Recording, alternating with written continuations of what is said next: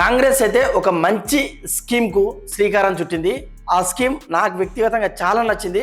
అంటే రానున్న రోజుల్లో కాంగ్రెస్ పార్టీకి చాలా ఫేవర్ కానుందంటే డెఫినెట్గా ఫేవర్ అవ్వబోతుంది. ఆ స్కీమ్ ఏంటంటే ఇందిరమ్మ బీమా.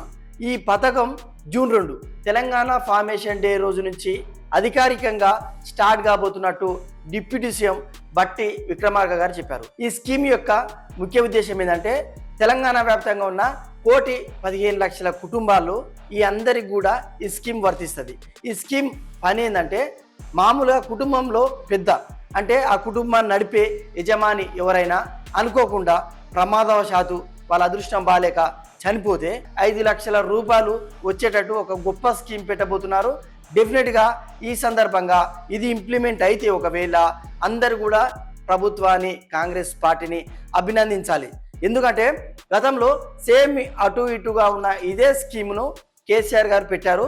ఆ స్కీమ్ పేరు ఏంటంటే రైతు బీమా. కానీ కేసీఆర్ గారు చేసిన మిస్టేక్ ఏంటంటే కేవలం ఈ స్కీమ్ రైతులకు మాత్రమే వర్తింపజేసే విధంగా ఆయన ప్రవేశపెట్టారు. ఫర్ ఎగ్జాంపుల్ 100 ఎకరాలు ఉన్నా సరే లేదా 1 గుంట ఉన్నా సరే తను రైతు అయితే తనకు మాత్రమే తను చనిపోతే మాత్రమే ఆ కుటుంబానికి అండగా 5 లక్షల రూపాయలు గత బీఆర్ఎస్ ప్రభుత్వం ప్రవేశపెట్టింది. బట్ రేవంత్ రెడ్డి ప్రభుత్వం ఏం చెబుతుందంటే రైతుల కాదా సమస్య కాదు, ఉన్న 1,15,00,000 కుటుంబాలకు అంటే 4 కోట్ల మందికి వర్తింపజేసే విధంగా ఈ స్కీమ్ ప్రవేశపెట్టారు. కాబట్టి డెఫినెట్గా చాలా మందికి ఇది యూజ్ అవుతుంది. ఎందుకంటే అందరూ పొలం ఉన్న వాళ్ళు ఉండరు కదా.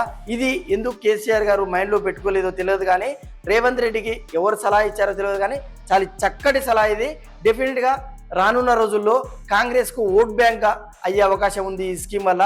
బట్ అది పక్కాగా ఇంప్లిమెంట్ కావాలి. ఎందుకంటే కాంగ్రెస్ అంటేనే పైరవకారుల పార్టీ, పైరవకారులు అంటేనే కాంగ్రెస్ అన్నట్టు మనం మండల కేంద్రాలలో ఎంఆర్ఓ ఆఫీసుల చుట్టూ ఈ పైరవాలు చాలా మందిని మనం చూస్తున్నాం. కాబట్టి ఇలా జరగకుండా నేరుగా ఆ బాధిత కుటుంబానికి వెళ్తే, ఎందుకంటే ఆ యజమానిని కోల్పోతే ఆ కుటుంబం రోడ్డు మీద పడుతుంది. కాబట్టి ఈ పైసలు ఇమ్మీడియట్గా వాళ్ళకి అందాలి.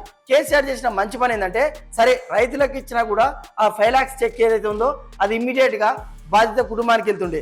సేమ్ అదే స్టైల్లో రేవంత్ రెడ్డి గారు కూడా అక్కడికి చేరాలి అని ఈ సందర్భంగా కోరుకుంటూ, అయితే దీని గురించి జూన్ 2 రోజు అధికారికంగా ప్రకటిస్తారని బట్టి విక్రమార్క గారికి చెప్పారు. ఇది మాత్రమే కాదు, మహిళా సాధికారతనే మా ప్రభుత్వానికి పెద్దపీట అని చెప్తూ, అందుకే మహిళలను ఆర్థికంగా బలోపేతం చేసేందుకు మహిళా సంఘాలు ఏదైతే పొదుపు సంఘాలు ఉన్నాయో వాటికి వడ్డీ లేని రుణాల కింద 1,00,000 కోట్ల రూపాయలు త్వరలో విడుదల చేస్తామని కూడా బట్టి గారు చెప్పడం జరిగింది. దీంతో పాటు ఇంద్రమ ఇండ్లు కూడా మొదటి విడతలో 4.5 లక్షల ఇండ్లను రిలీజ్ చేయడం జరిగింది.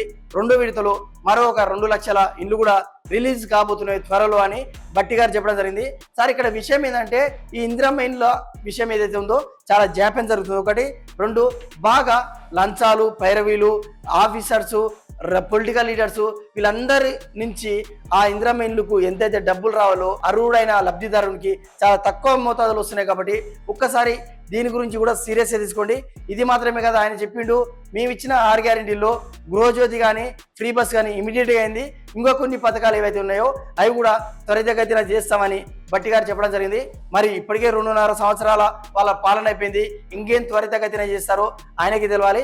ఈ పథకాలు మీరు చేస్తారో లేదో, బడ్జెట్ ఉందో లేదో తెలియదు, కానీ ముఖ్యంగా రైతులను అయితే ఆదుకోండి సార్. చాలా మంది రైతులు అయితే పంట చేతికొచ్చి వాళ్ళు కళ్ళాలు అట్లా పెట్టుకొని కొనే దిక్కు లేక చాలా బాధపడుతున్నారు.